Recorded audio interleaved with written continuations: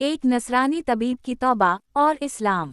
مروی ہے کہ ایک صوفی بزرگ اپنے ساتھیوں سمیت کہیں نکلے۔ یہ 40 آدمی تھے۔ انہوں نے ایک جگہ 3 دن قیام کیا مگر کہیں سے کھانا نہیں آیا۔ تو انہوں نے اپنے ساتھیوں سے کہہ دیا کہ اللہ تعالیٰ نے رزق کے لیے اسباب اختیار کرنا مباح رکھا ہے، لہٰذا جاؤ اور کوئی جا کر کچھ کھانے پینے کی چیز لے آئے۔ تو ان میں سے ایک فقیر چلا اور بغداد کے ایک علاقے میں جا پہنچا۔ وہاں ایک نصرانی طبیب کا مطب تھا، وہ لوگوں کی نبض دیکھ کر دوا دے رہا تھا۔ جب فقیر کو کوئی ایسا شخص نہ ملا جس سے یہ ضرورت کا مطالبہ کر سکے تو یہ اس کے مطب میں جا بیٹھا۔ حکیم نصرانی نے پوچھا، تجھے کیا بیماری ہے؟ تو اس نے اپنی حالت کا شکوہ نصرانی سے کرنا مناسب نہ سمجھا، اس لیے ہاتھ آگے کر دیا۔ اس نے نبض دیکھی تو کہا، میں تیری بیماری سمجھ گیا ہوں اور دوا بھی جانتا ہوں۔ یہ کہہ کر اس نے لڑکے کو آواز دی اور کہا، ایک رتل روٹی، ایک رتل سالن اور ایک رتل حلوہ لے آ۔ تو فقیر نے کہا، اس بیماری کے 40 شکار اور بھی ہیں۔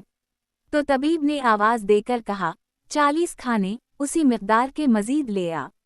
وہ لے آیا تو اس نے مزدور کے ذریعے وہاں بھیجوا دیے۔ فقیر اسے لے کر چلا تو طبیب بھی فقیر کا سچ جھوٹ جاننے کے لیے پیچھے پیچھے گیا۔ فقیر چلتا ہوا ایک چھوٹے سے گھر میں داخل ہو گیا جہاں شیخ اور دوسرے فقراء بیٹھے تھے۔ فوراً کھانا گویا گیا اور فقراء کھانے کے گرد بیٹھ گئے۔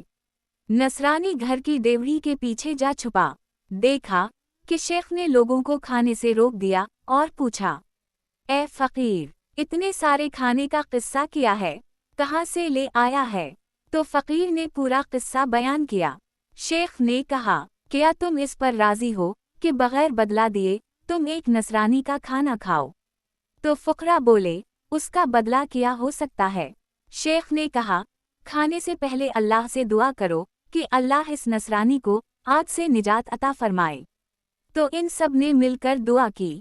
نصرانی طبیب جو یہ ماجرا دیکھ رہا تھا کہ ان لوگوں نے باوجود بھوکے ہونے کے کھانا نہیں کھایا اور شیخ کی ساری باتیں بھی سن چکا تھا، تو اس نے دروازہ کھٹکھٹایا اور اندر داخل ہو گیا، پھر سلیب توڑ کر کہا، میں گواہی دیتا ہوں کہ اللہ کے سوا کوئی معبود نہیں اور محمد صلی اللہ علیہ وسلم اللہ کے رسول ہیں۔